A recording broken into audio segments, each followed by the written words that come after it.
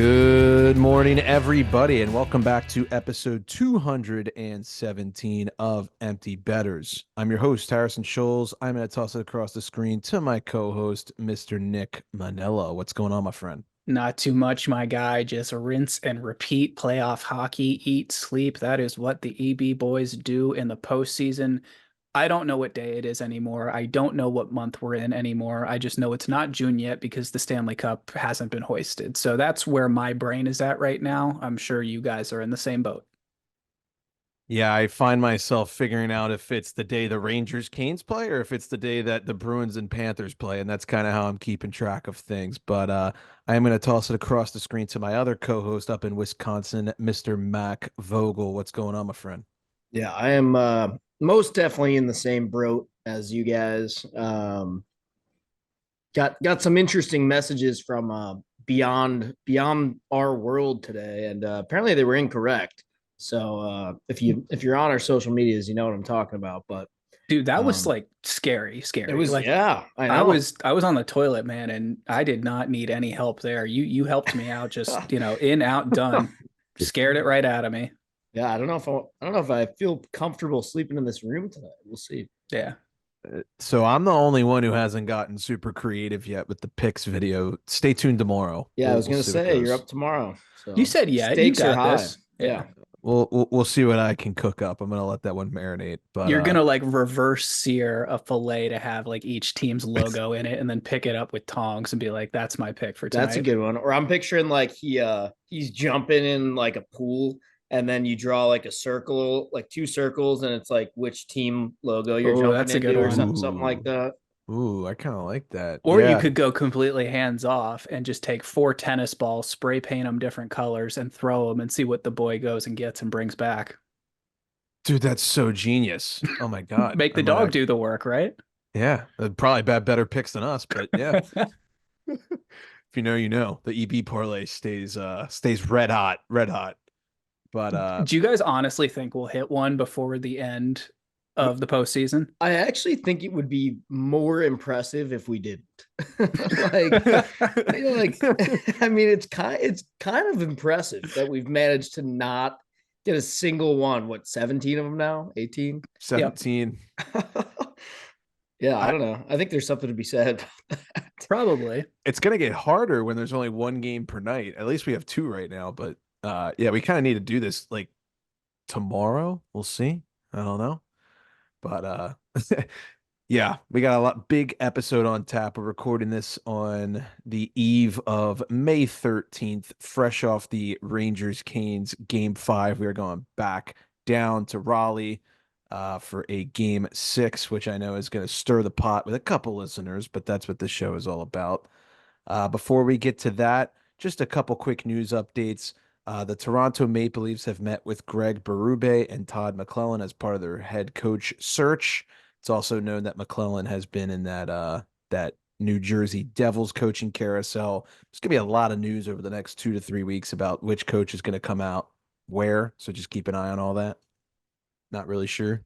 Yeah, Berube obviously comes in there having won the cup with the Blues in 19 and having done a pretty big turnaround for that franchise. I don't know if you guys remember, but they were in dead last in like December, January, and then went on that insane run and went all the way to the cup. But you would think that's the kind of guy that maybe Toronto would want to bring in. I have this gut feeling that this is like the first of many Toronto debate, weight, discussion things we're going to have in the offseason this summer. So start your engines, boys. It's going to be another summer of Leafs rumors. Yeah, on one hand, I feel like Berube could be a good fit for them, but then on the other, it's almost a statement of like what direction they might go in otherwise. Because like I don't know, just my personal opinion, but I can't really see a guy like Marner liking Berube's style that much with just some of the history with the Leafs. I don't know. It'd be interesting if they announced Berube and then we'd get all this speculation about what that means for Marner, etc. Oh, I could totally see that coming. The Toronto Sun has like 10 headlines ready, and all of them are nuclear. So Pretty much. let's keep an eye out for that. But we are going to hop into the second round updates. But before we do, I know Nick has a word from our sponsor, Kane Footwear. That is right. You guys know that this episode is brought to you by Kane Footwear, the ultimate choice for hockey players both on and off the ice. After a tough game, your feet deserve some TLC. That's where Kane Footwear comes in. Their shoes are designed to provide the perfect balance of comfort and support, helping you recover faster and get back to the game you love. So whether you're hitting the rink or hitting the outdoors, make sure you're wearing Kane Footwear. Visit the Kane Footwear link in our bio today to get your perfect pair. Kane Footwear, the official recovery shoe of Empty Betters. Alrighty, so we are, like I said, coming off game 5 fresh of the New York Rangers versus Carolina Hurricanes. The Rangers currently lead that series 3-2. Unless you live under a rock, because Rangers Twitter is louder than anybody. They were up 3-0 in this series, and it is now 3-2. This is going to make for an extremely interesting game 6 back in Carolina later this week. Very interested to see how that plays out. Let's just kind of tie up how we got here, and then I'll let the fellas discuss amongst themselves. But game 3, Panarin scores that sick between the legs tip in overtime. That was the second consecutive overtime game in the series. Chris Kreider also notched a shorthanded goal. And the big storyline from there, Kachekov comes in net, taking over for Anderson. He had 22 saves when he came in, but obviously the Canes were not able to get it done. And then game 4, with their backs against the wall, elimination on the line at home. Carolina takes a game 4-3, which was a huge win for them. Got to shout out Kuzi. He has 2 goals in his last 2 games. He's looking pretty good for the Canes. I know you guys will want to touch on that. And then we get to game 5 here, fresh off this recording. And I think the final score was 4-1. We hopped off with 3 minutes left in the game, but I believe it was 4-1. So the Canes win that one too. Yeah, this is heated up. We were in a situation, I think, last time we spoke, like you said, where this was 3 games to nothing, and it seemed like no matter what the Hurricanes threw at the Rangers, it just wasn't sticking. And that script, I would say, is kind of flipped in the last 2 games. I know that game 4 win was a go-ahead goal with 3 minutes left. I think the bigger indicator there is that it was a go-ahead power play goal with 3 minutes left, because that Canes power play has been really, really struggling ever since the postseason started. My question to you guys is, what's the panic index like if you're a Rangers fan right now on a scale of 1 to 10? I think after the first win from Carolina, it was at 0, right? And then after the first win from Carolina, it maybe goes to like a 1 or like a 2. Right. After this win, I think it takes a bit of a leap. I think it's creeping up a little closer to like a 5, maybe a 6, something like that. The hard part here is you gotta go back to Carolina to win this game now if you're the Rangers. So um that plays a role. I've never heard MSG that quiet, I don't Yep. think. That was pretty eerie. Honestly, kind of satisfying to me. But on like again, I can't even tell if I'm like happy that this is happening or if I like It's I a keep lose like lose. I keep changing my mind. I was like, all right, at this point, let's just get the Hurricanes swept. That'll be super funny. And then now I'm like, well, I guess it would also be really funny if the Rangers blew a 3-0 lead. So like maybe that's what I'm rooting for. I don't know. It's just a mess of a series, but yeah, it's definitely a lot more interesting now. I got a question for you guys. Let's get it out of the way now. This will be a little question of the day. If you are a fan of one of these 3 teams, who should have the highest panic index? An Oilers fan, a Rangers fan, an Avalanche fan, or a Bruins fan? Thought you said 3 teams. 4, sorry. Right this very second, with the amount of knowledge that I have and with the games that have been played, I'm actually going to say the Rangers. Ooh, really? Yeah. I am gonna say the Bruins. I don't think they have a chance to win that series anymore. I think it's all over but the crying.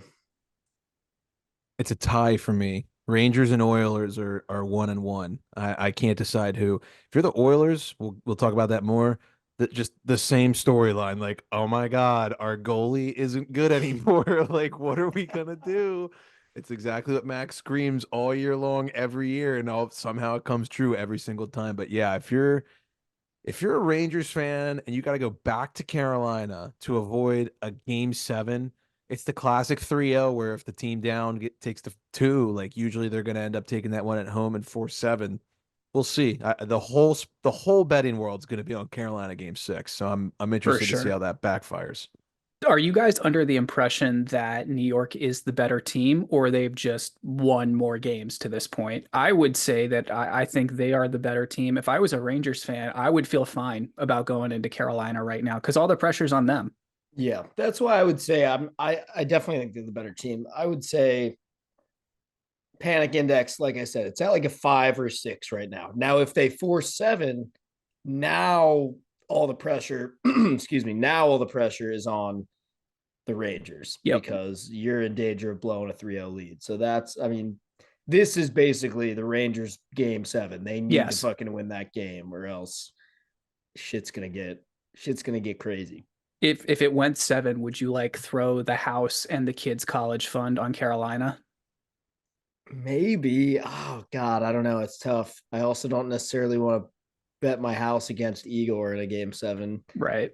Um, man, that's tough. I will say, important to note, the Rangers are winless since the New York Mets touched the Stanley Cup. Just putting that out there. That's so true. That's incredible. I love that. We've got the game 6 odds up right here. If you guys had to guess, what do you think Carolina, New York money line's looking like? I'm just interested. Carolina plus 130. Hmm. Nick, No? I would say they're at home, don't they'd forget. favor them Okay, at home. yeah. Is it minus Yeah, 140? maybe. The Canes are minus 165. Really? Jesus, I suck at odds maker. Rangers are plus 135. To me, that makes me want to take the Rangers. Right. I know. They're the way better team. Yeah. That really makes me want to take the Rangers. So we'll see what happens. But that series is heating up big time. I'm gonna love that game 6. I don't know when we're recording next, but that game 6 will definitely have happened, and the reaction should be very entertaining, I would imagine. The good news and the best news here is that one of those two teams is going to be done within the next 2 games. Yeah, that's so sad. I guess if you're one of the 3 of us and you got a little bias, yeah, for We've sure. worked that argument into every single episode so Yep. far. It's Just that we can't reminding wait for everyone. one of them to be out of here. Nick, I'm gonna put you on the spot. Game 6 prediction. I think the Rags close. I think it's close. I could definitely see that one going into overtime as well. It's probably a 1 or 2 goal game, but I think that the Rags close. Mac. I'm in agreement. And that's just it's gut feeling, but it's also like the gut check that Rangers team can do. I felt like they could have should have won tonight. It got away from them in the third period. Maybe they got a little too lazy, a little too confident. I think they'll reel I it thought in. I don't Pan- think it's gonna be a problem. Panarin looked like shit on the goal Kuznetsov scored. That was way too easy. Kuznetsov might have just benched himself for next game with that penalty. Honestly, I mean, he's lucky it didn't turn out worse. He's also lucky he scored a couple goals recently. But Yeah. that is a brutal play, and like you said in the group chat, Rod saw that and was like, Jesus Christ, why am I playing this But he guy? scored, god damn Yeah, it. but I mean, like that's the reason that Kuzi got sat in what game 2 or game 3, whatever it was, just health bombed out of nowhere. A guy Yeah. that scored twice for you this series because he keeps taking dumb penalties. I mean, It's Ruski shit, dude. yeah, Uh, never seen that before. no, never. I don't know who. I mean, that price on New York, I obviously would dabble with that. I feel like these game 6s, when you have like a team down 3-0 and then they try to roar back, it never goes 7. I don't have any stat to prove that. That's just gut check, but I'm rooting for the Canes. Probably gonna bet the Rangers, which means the Canes are gonna win. So we'll see you at MSG this weekend. That should be fun. We are going to move on to the next series out east, the Florida Panthers and the Boston Bruins. And my oh my, has this one taken a turn after the Bruins took the very first game of the series. Florida has stormed back with 3 straight wins. Is going for the gentleman's sweep, I believe, on the day that you're listening to this.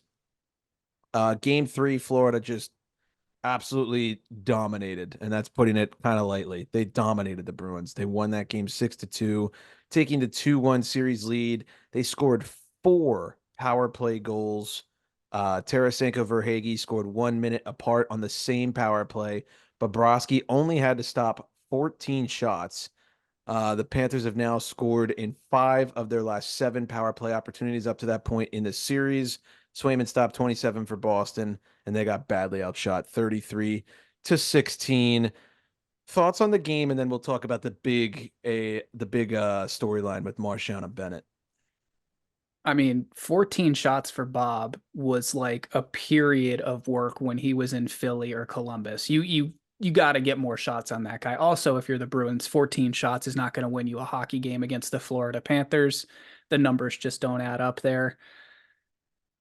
Yeah, that was an ass whooping by Florida. There's really no other way you can slice it, in my opinion. Game 4, oh boy, totally different story. Yeah, this is kind of why I said before that if you ask me whose panic meter should be highest, I think it's Boston. If we're just talking about who has the worst chance to win the series they're playing in right now, my answer would be Boston. I just feel like for all the reasons that Nick just said, basically, they just haven't looked. I mean, I guess game 1, even that one, I think you could argue at times they got outplayed. They just look like they haven't showed up to this series, in my opinion. And I think that was most evident basically after the first 10 minutes of the first period in game 4. They roar out to this 2-0 lead. Yeah. And then it was like they kind of just fell apart down the stretch. I got like physically stressed out watching that game because I had seen that movie happen to me and my personal interest like 100 times in the Stanley Cup playoffs. I mean, it's just crazy. Did you guys expect them to collapse like that? I thought that game was over. Carolina never dies, and that's one of the things that I've learned in this Cup playoff. So even if they're down 2-0 or 3-0, they're just one of those teams where I never count them out because they hang in just enough to keep themselves in striking distance, and then they get that weird bounce or that weird goal, and they end up coming back. And that's exactly what I thought would happen in game 4. Not saying I live bet that or anything, but not one time did I think that Florida was ever in danger, which, that's kudos to them. They're a tough team. I mean, seriously. Yeah, you got to give kudos to the Cats there. Obviously, the thing that's been breaking the internet about this game is the goal that was reviewed and then allowed on the go-ahead goal. It was, or sorry, the tying goal. Cross check on Coyle in front of the net goes uncalled. He falls into Swayman. Bennett puts the puck in. Swayman can't make the save. How did you guys see everything? It's been all over ESPN. It's been all over Twitter. What were your thoughts on the issue? So the only thing that I can rationalize here is that they knew that there was goaltender interference, but perhaps they thought that it wasn't going to be a save even if he wasn't interfered with. I heard that thrown around on one of the first initial replays watching the game. I don't necessarily think that's a great rationalization, but I guess it's one of those things where it's like, well, it's only pass interference if the guy is able to even somewhat catch the ball. Right. But how do you like? Do I think Swayman would have stopped it? Or I'm sorry. Yeah. Do I think Swayman would have stopped it? No, probably not. But I don't know if you can say that. Like, how do you say that? I don't know. Right. Yeah, this is a murky one. I've talked about that exact kind of thing with other calls, like during the regular season. But Harry, you're exactly right. It's like it pisses me. It pissed me off several times this season when the Caps had goals like that disallowed, where it's like he wasn't going to make the save. But I get like what you're saying. You can't really necessarily make that call with 100% confidence. So I don't know. This one to me, it's more like I'd be more mad as a Bruins fan that there just wasn't a penalty for the cross check. You know what Nailed I it. mean? Like I don't I don't really get the crying about like it caused Swayman to not be able to make the save. I think if you look at it, it is a cross check that probably should have been a penalty based on how often we've seen cross checks called this postseason. But I don't think it really makes sense to loop the goaltender into the argument personally. No, I think the goaltender interference point, other than the fact that that's what was challenged, is completely moot here because I totally agree with you, Mac. The only thing that Bruins fans should be upset about was the fact that that was a cross check that went uncalled. I mean, it's Ryan Reeves on John Carlson, Game 1, 2018. That's the only Yeah. thing I can compare it Yep. to. It's a lot like that, which I mean, to the Bruins fans' credit, it's the same result. Yeah, You're mad that there wasn't a call, which would have resulted in a whistle and no goal. So it still should have been probably no goal. But correct. And speaking of no calls, let's jump back to game 3 real quick. The viral clip of Sam Bennett essentially punching Brad Marchand in the face with the butt end of his stick and his glove simultaneously. And Marchand did not return for the third period, and there was no suspension for Bennett.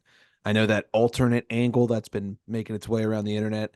The league came out and said they ironically didn't see that angle when they were making their judgment. I don't know how that's even possible, but what is did it you the guys kind of think? thing where it's like now that he was acquitted of the crime, they can't retry him? Is that Probably. I'm pretty sure that's actually how it works, which is kind of hilarious. But It's like, don't you own all the footage? right, yeah. I mean, I will never understand that, but Yeah. I mean, Thoughts on the it. play in general? Dirty? I Yeah, mean, look, it's. I'd be lying if I said it wasn't a little bit funny to watch, but I mean, yes, if I'm a Bruins fan, I would be pretty pissed. It's definitely a dirty play. He, in my mind, there's no doubt that he did it on purpose. Like it, yeah, no doubt. so yeah, I don't really have much more to say about it. It probably, again, kind of like the goalie thing. It probably should have gotten called. Did the Bruins get hosed on it? Yeah, kind of. Is it funny? Absolutely. Yeah, speaking as an older brother and an older sibling, he absolutely did that accidentally on purpose. 100%, no doubt in my mind. I like that. We got some game 5 odds in front of us here. This one's going back to Sunrise to Florida at home. Big heavy favorites. They are minus 210 on the money line, plus 130 on the puck line, which I would imagine is the more popular one. You got the Bruins coming in at plus 170 on the money line. I'm kind of leaning Cats puck line if you want my honest opinion.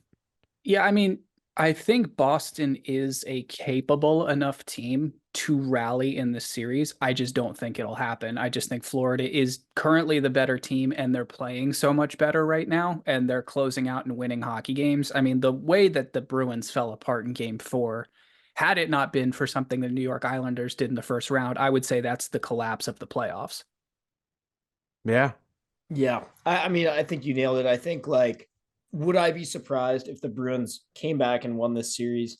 Based on the team, I know they are. No, but I just haven't seen nearly enough from them in this series to feel like they're going to be able to do that. And so for that reason, until they put together more of a complete game, I can't pick against Florida. This series has really kind of exposed what people thought about the Bruins, like on paper. When you looked at them, you got Zaka, Coyle, DeBrusque, Marchand, a couple guys up front, but like none of those big giant names other than Pastrnak. And then when you looked at them against the Leafs, there were a lot of people picking the Leafs because of that. I don't even know how that worked. Well, that's a whole separate conversation. But right here in this series, the last 2 games, they only scored 2 goals each. It just kind of shows like Florida's outnumbering them in terms of firepower offensively. I don't think the Bruins have what it takes to keep up. I think that's a great point. You know, like I said, the 14 shots, that's not good enough. Like you said, the 2 goals are not good enough. They need to put the puck in the back of the net. All right, Nick, got to hear. Are the Bruins going back to what's it? What's the big country club in Massachusetts? I can't think of it. I was gonna say, are they booking a tea time for this weekend, or are they pushing at 6? Oh no, they're going to be playing golf very soon. Nantucket Beach House. Exactly. Yeah, they're There we going go. home. All right. Well, that series might end tonight when you're listening to this. According to Nick, it will. So let's keep an eye out for So it that. won't. There you go. So it won't. But if you stay extra hydrated, like our boy Nick over here, it might. That was a funny video. Thank you. Uh, I appreciate that. you're welcome. Oh, wait, one last thing. This is a good point. Whoever put this in the notes, the script could be flipped from last year, which I think would be pretty damn ironic, but sounds like none of us are really buying that. Yeah, I don't think that'll happen. It would be hilarious. Don't get me wrong. That being said, I don't think anyone was really buying that the Panthers were going to do it last year. That's true. Crazier That shit is has happened. Does anyone ever buy a 3-1 comeback? It's kind of tough, but Right. uh we're gonna we're gonna move on to the next series where there could be a 3-1 lead potentially. We are recording right now while game 4 is happening. We've got the Stars versus the Avalanche. Right now, Dallas is up in that series 2-1. Game 2, Dallas wins 5-3 on home ice. Nick's favorite player, Heiskanen, 2 power play goals. His second favorite player, Rupe Hintz, had a goal and 3 assists. So the Stars were clicking in game 2. And then in game 3, Dallas wins 4-1. I think this one surprised a lot of people. Colorado has been borderline invincible at home in the postseason and this season, especially McKinnon. I was sad to lose as much money as I did on this game because I went hard on the Avalanche, and Dallas pulls out a 4-1 win. Sagan and Stankoven scored 2 goals each to hold off the Avalanche and take the 2-1 series lead. We've got some major, major, major news for this series that's unrelated to any of the game recaps. But before we get to that, I want to ask you guys your overall thoughts on Dallas being up 2-1 so far. Yeah, I think that the Stars have been really, really impressive so far. I mean, you nailed it. It's so hard to go into Balls Arena and take the balls away from the Colorado Avalanche, but that's what the Dallas Stars did. Sagan and Stankoven, 2 guys that needed to get on the score sheet, and they both did twice. I know their second ones were empty netters, but they don't ask how, they ask how many. I think the most impressive thing here is how well that team played defensively down the stretch. You were almost just expecting Colorado to put it together and wake up at any given moment. And Ottinger played great. The Stars defense played great. Their forwards played great. DeBoer said that was as close to a perfect third period as he's seen. Uh, for me, the most impressive thing, though, is the fact that they traveled to Denver, adapted to the altitude, and just had their most convincing win of the series in Denver. That's just crazy to me. Yeah, I'm pleasantly surprised with how this series has gone so far. I mean, when we were doing our series predictions, it took like every shred in my body to not go back on, Stars were my cup pick, and I really wanted to pick Colorado just based off how they played in the first round. And I'm glad I didn't abandon ship on the Stars, because I think they're doing exactly what I kind of hoped they could do, but I almost wasn't totally convinced myself. But I think this is a really good sign. I know it's only 2 games so far, still a lot of series left, but I think it's a really good sign that speaks volumes of the caliber of team that Dallas actually is. I think one thing I've really noticed about them is they seem to get like 2 to 3 power play opportunities very quickly and early on into games. They're currently on one now, and the game is like, it's got 7 minutes left in the first period. I know that they had 2 massive power play goals. What was it, game 1 to lead it off, where they were up like 3-0 after the first. So Yep. I think if they continue to capitalize on chances like that the Avs keep giving them, they're in a great spot.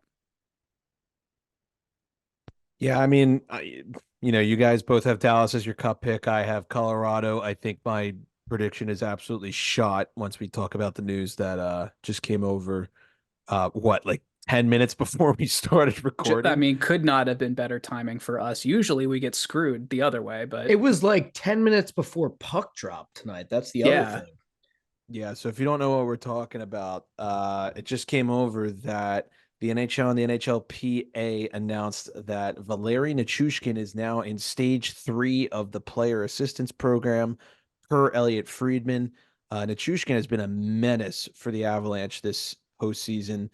He is currently the postseason goal scoring leader for the Avs. He has 9 goals, 10 points through 8 games. Per Frank Saravalli, this is a result of a failed drug test. As a result, Nichushkin will be suspended without pay for 6 months and then can apply for reinstatement into the league. That means the soonest that he could be back in the NHL would be November 13th. I'm just going to say this now. The Avalanche have no chance of winning the Stanley Cup without Val. I am sorry. So congratulations, Dallas. You are going to the Western Conference Finals. I'm surprised you're bailing on your boys that quickly. I Bailed. mean, that's a deep team though. Failed. I know how much he's meant to them so far, but come on, Nate Mack, Rantanen, Lekkonen's got to step up. They There's got always room Drouin for back somebody to tonight. step up. Yeah, there we go. Failed. Don't. Two years ago they won the cup because this guy was incredible. Yeah. Last year they lost to the fucking Seattle Kraken because he He wasn't also, available. yeah. And now this year they beat the Jets in five, who, a lot of people were like, that wasn't gonna happen. Everyone thought that was a 7 game series. Obviously, I hope Val's okay. Like, Avalanche and statistics aside, you never want to see this kind of stuff happen. And it sucks, right? Especially the timing of it all. But uh yeah, I have no faith the Avalanche can do this. I think the Stars in 6. It's over. I think you Yeah. nailed it. I mean, obviously this situation sucks, especially when there's families and, loved ones and potential children involved. I don't know his family situation, but obviously hopefully he gets the help he needs and can get back to playing at some point. Sounds like it's going to be a pretty long road to do that here. I mean, suspended without pay and the soonest you can come back is November 13th. I mean, that is a long time in my opinion. Fitting, but long.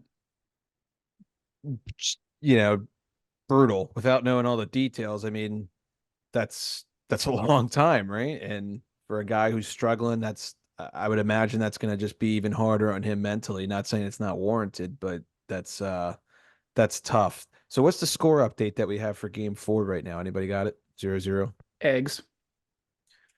Nick, what do you think? What do you think game 4 or 5 had in hold or have in store for us?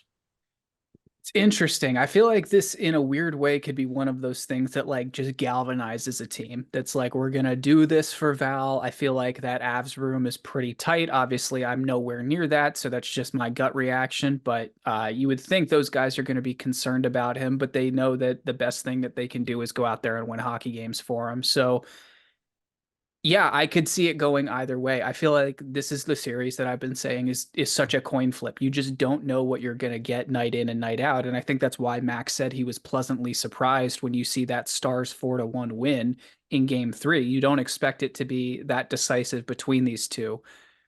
I do think the Stars win tonight. I think they close it.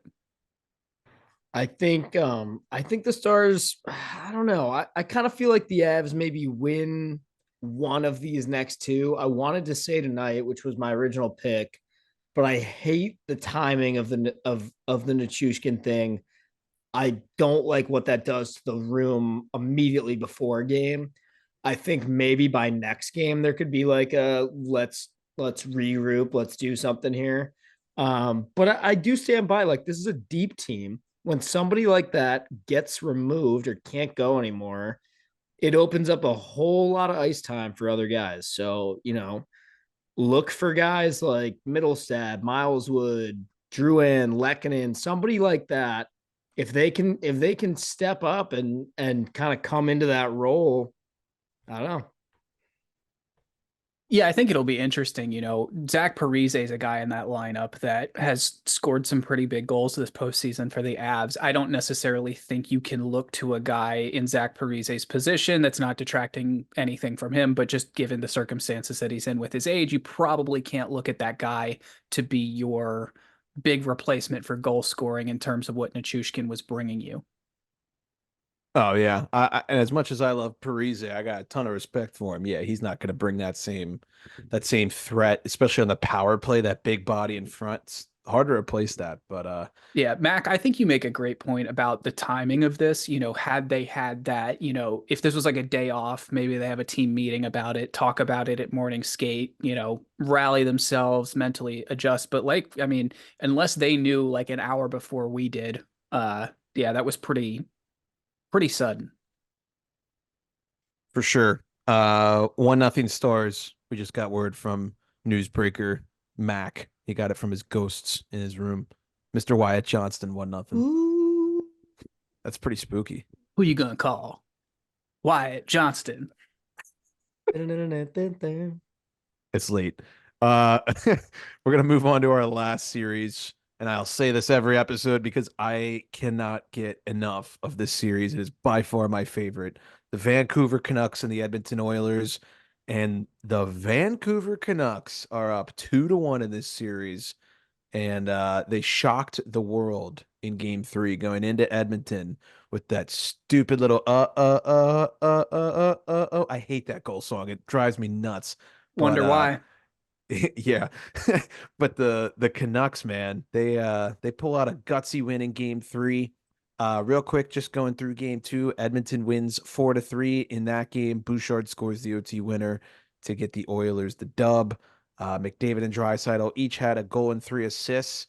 Ekholm also scored, and Stuart Skinner finished with 16 saves for Edmonton. And then we move on to game 3. And man, that was just one hell of a game. Brock Besser, I tip my cap. JT Miller, I tip my cap. That was an impressive first period that those guys put on. The Canucks took a first period lead and they never looked back. So, what were your guys' impressions on game 3 in this series as a whole?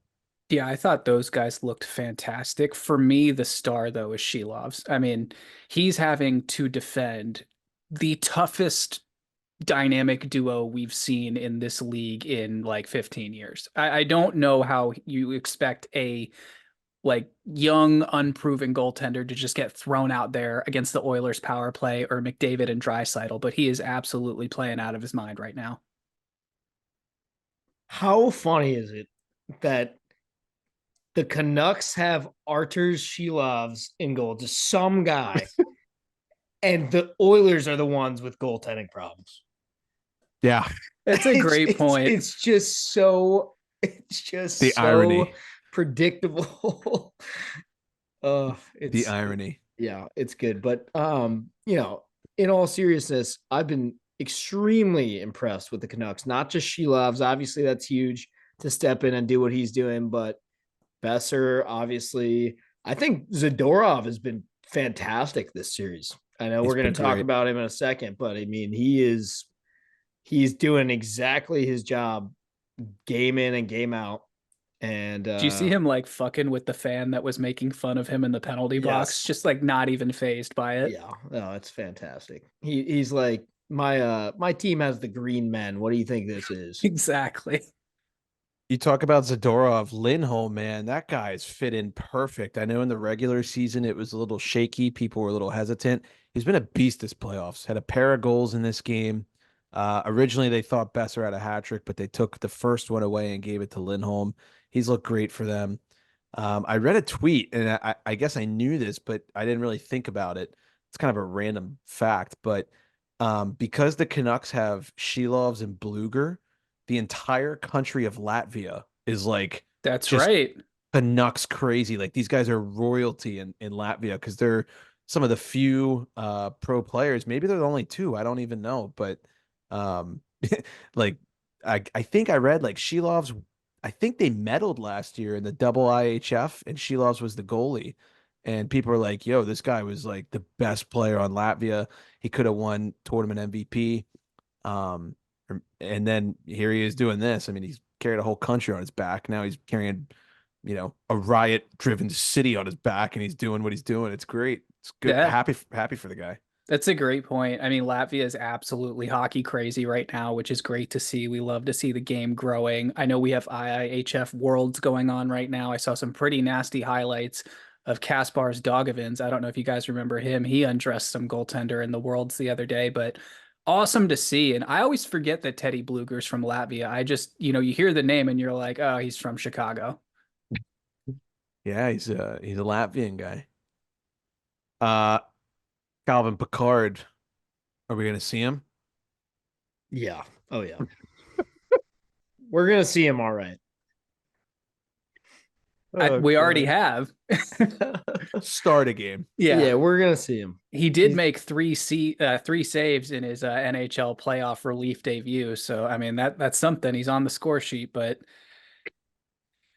oof, yeah, that's an issue. It's an issue for the Oilers. I mean, is that where your primary reasoning for the panic index comes in, Harry?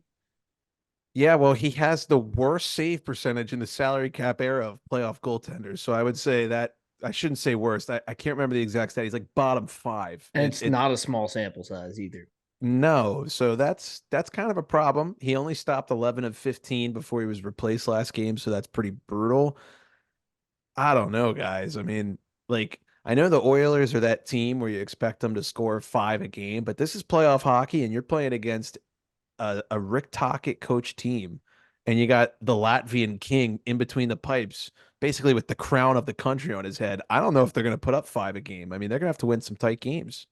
And like Oilers fans and probably some of the players are they can feel that panic setting in for this next game of like, holy shit, we Not have again. to win this game. Yeah. Yeah. I think the other thing too is like that Canucks defense is huge. Like Zadorov, huge. Tyler Myers, huge. His brother plays in the NBA. That should tell you all you need to know about that. But I mean, Chronic, big guy, not going anywhere. Susie, I mean, yeah. Exactly. So that, like you said, it's a Rick Tocchet team. It's a big team that can run you over, force you into the wall, force you into the corners. And yeah, Oilers got to adjust for sure. Well, I can force you into cross checks too, which is what we're going to talk about next. Zadorov and Susie cross check McDavid. They basically double teamed him at the end of regulation. I think it's worth noting McDavid slashed the living shit out of Susie before he basically took his teeth out. So not completely out of nowhere, but just thought that was worth mentioning. Zadorov did the cross check. He got a fine. Susie then got him McDavid in the teeth, and he got suspended for 1 game, which you get one of your regular D guys suspended for a playoff game. That's tough. That hurts. Caps fans know, like, you don't have your regular D guys. That's gonna haunt you. What do you guys think of this? It definitely makes a difference in a way that a lot of casuals don't understand. It's like, you look at it, you're like, Susie, what does he matter? Yeah, sure. But it's penalty killing stuff, it's breakouts out of your own zone. D to D. There's subtle ways that you see this. And it's only 1 game, might be okay. It's only one player.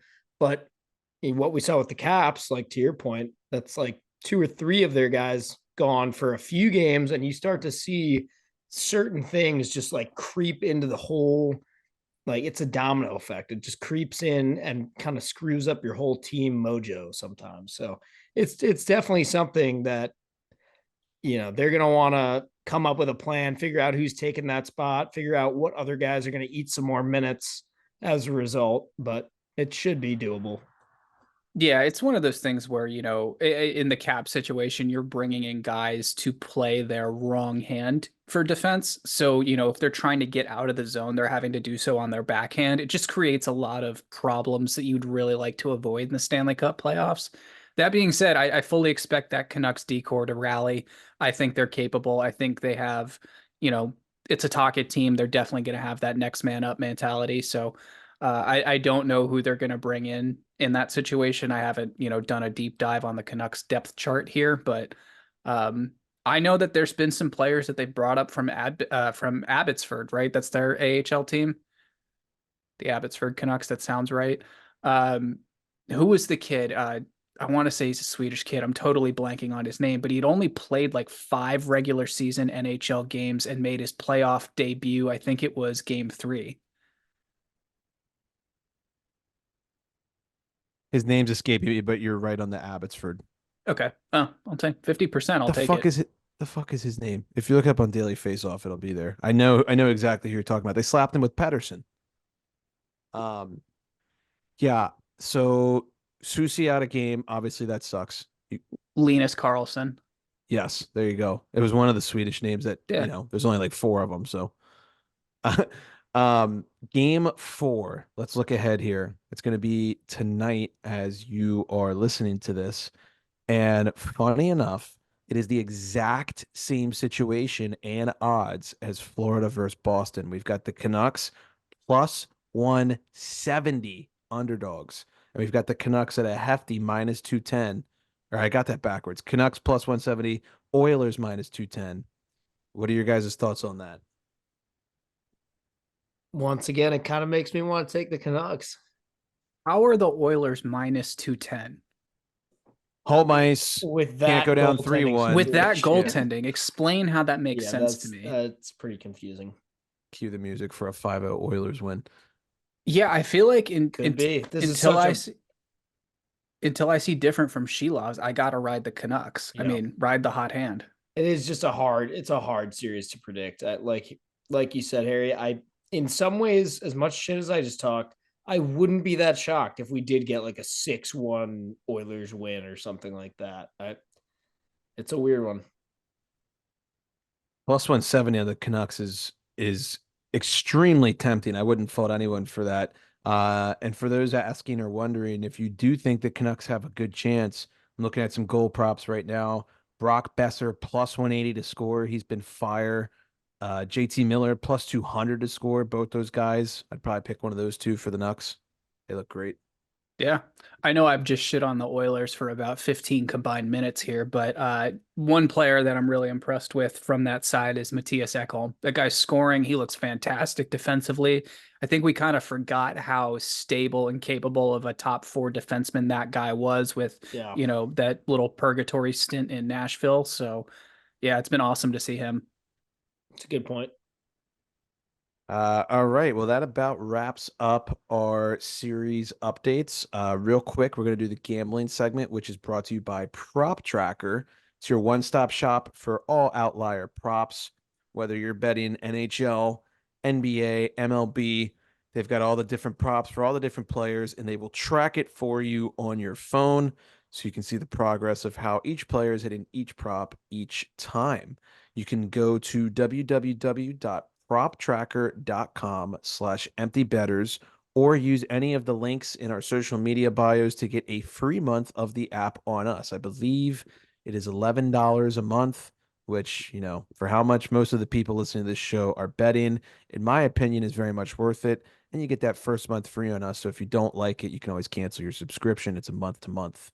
Might want to go ahead and jump on that now while there's like a month left of hockey. Just saying. I agree. So real quick, I gotta give a shout out to someone. I'm gonna give a shout out to Puck Picks. This guy has been killing it on Twitter lately. Gives out all of his picks for free. Usually some nice parlays in there. So I definitely want to give him a shout out. I think he's up like I don't know, a trillion units. The dude's unreal right now. So go give him a follow. Might be a chance that he's coming on the show here sometime in the next couple of weeks. Some plays that a lot of people like, and if you've been following Elio, then you definitely see this one, or Mrs. Ice as the new celebrity is. Colorado and Edmonton, their overs have been great. It's just those teams score a bunch, and if you get Stuart Skinner in net, he's gonna let in a bunch, so it's a great recipe. Brandon Montour. I mentioned this guy before the Bruins Panthers preview. But he is just on a tear right now. 5 points in 4 games so far this series. Two of those 5 points being goals. I mean, he's ripping it up for the Panthers. And then I love Besser and Miller right now. I know that sounds kind of obvious, but if you get them in some parlays, maybe some point parlays, goal scorer parlays, JT Miller's been an assist machine. He's got 9 already in the playoffs, and Besser's scoring all the goals. He's got 7 so far. So some type of like assist goal score parlay for those two guys, I think is a great bang for your buck. It's like a fruit salad of like point scoring parlays there. I like it. Yeah, it's kind of one of the things the puck picks guy is doing. He's taking like the star players and he's just combining a bunch of different props on them. So I like it. And unlike us, he's hitting. Yeah, he told us last night. He's like, I love this one. I was like, you really shouldn't. I don't know why you would do that. But we're gonna wrap up with trivia, and I know Mac has a word from Elwoods about that. Sure do. Just a reminder to support your local dive bar and have a beer at Elwood's Liquor and Tap, home of the Pizza Luge, located in the heart of downtown Milwaukee on Water Street. This 70s inspired bar has a little something for everyone, from daily happy hour, rotating taps, free birthday perks, and a 4-season patio. A good time is always right around the corner at Elwood's. And an extra special shout out to Elwood's because I've been frequenting that bar quite a lot recently. It's been my go to pre and post game spot for all these Milwaukee Admirals games I've been going to. And I will be back there again on Wednesday because the Admirals are moving on. So that's exciting. I also might be taking advantage of some of those free birthday perks this Saturday. So That's right. We do have a birthday coming up, dude. Do you have any big plans for it? Well, we're gonna do a little party here and then just go out somewhere afterwards. Maybe Elwoods, who knows? We'll see. But the party, I think you guys will like this and the listeners will too. It's dress like McCain, aka you have to wear a jersey of any kind. Sign I me love up. that. So Where's yeah, the invite? I'll send you guys. Yeah, seriously. Shout out Julia. She made a sick poster for the party. I'll send it to you guys after. It's really cool. Hell yeah, dude. That's awesome. Love that. Nick, I know you said you had a trivia one. I actually have one quick one. I think it'll go quick, and then we might be able to do yours too real fast. Fire away. All right. Well, I pulled this up on the fly because we were talking about it earlier this episode. They're actually, according to quanthockey.com, 5 active Latvian NHLers. So we named 2 of them earlier, right? Yep. With Shilovs and Bluger. Yep. 2 of them you guys should be able to get. This one guy, I'm gonna be honest, I've straight up never heard of him. Let's see, who does he play for? I think I might know this. Okay, yeah, hit me if you know one of them. So Elvis. Yep. Harry, do you know the other one? I wouldn't have even gotten Elvis. Damn. He plays in Buffalo, right? Mm-hmm. Zemgus. Yep. Zemgus Jurgensons. Yeah. Oh, Nick. And then we're not going to get the last one. I don't think so. Who's he play for? Yeah. I'm trying to figure that out. This isn't really telling me. So let me that doesn't look good for us. yeah. Oh, okay. He's apparently on the Panthers. I don't know that he's been playing. Let's see his game logs here.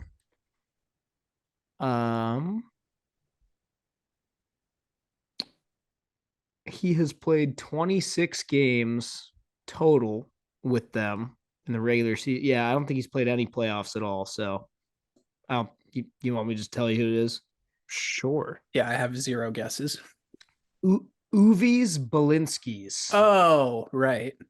How could I not know that one? Fuck. Uvis, UVIS. I don't know. Apologies, sir. You've made it to the NHL, which is farther than any of us ever got. So I don't mean any disrespect. Anyway, Nick, what do you got? All righty, boys. All right. This is going to be a multiple parter. How many teams have won a playoff series while being down 3-0? 4. Correct. Okay. Now we're going to get a little bit harder. Can you give me all 4 teams? I think I can. I know one of them. Okay. For certain. What's the one that you know, Harry? The Flyers over the Bruins. Yep. In 2000 That's one. something. The Kings did it. Kind of recently, like 2010 or something like that. 2012, maybe? Was it their cup run year? I know they did it. I can't remember who was it. Did they beat the Sharks or something like that? I think They it was did the beat the Sharks. Sharks. Yeah, I just need yeah. the year now if you really want to ratchet this thing up. I'm going 2012. Close. I think it was like 10 You're- or 11. Your thought process. Wait, for the Flyers or for the Kings? Kings. Okay, Harry, your thought process about Stanley Cup years was correct. You just picked the wrong one. Oh, 14. 13-14, they were down 3-0 to the Sharks in the first round and ended up going on to win the Stanley Cup. That's so wild. The Flyers one was 2000. Was the Flyers one the year they went to the Cup? Yes. 2010. That's wild. That's so insane. So if you're down 3-0 and 09, you come 10. back, you go. So now we got to get the other 2. So now you've got 2 more. You have the 2 recent ones. I'll give you that. I know the Leafs did it like to win a cup, which tells you how long ago it was. 1975 or something crazy. No, even earlier than that. It was in like the 50s or something, wasn't it? Earlier than that. It was in the 40s. Yeah. The roaring 40s. Yeah. Yeah, the Toronto Maple Leafs, see? So let me ask you about the last one. Extra. No, let me see if you can get the 40s years for the Leafs. No. What year? Yeah. I don't know. 43. I was going to say 41. Bingo. 41, Okay. 42. I think I know the other team too. Okay. I Not- think I'm. I think I don't Harry know got the year right when he was guessing the Leafs one. 43. Oh, No, you guessed like 41. 75 before that, right? Oh, Oh, yeah. Wasn't it 75. the Islanders? Correct. Ding Did ding they ding. did they also win the cup that year? No, I that was the 80s that they had won their 4 run, in the wasn't it? 80s, Yeah, yeah. yeah. Okay. And that was in the quarterfinals. I have no idea who they played. I don't know who the Islanders beat to do that. I have Me no neither. idea. Okay.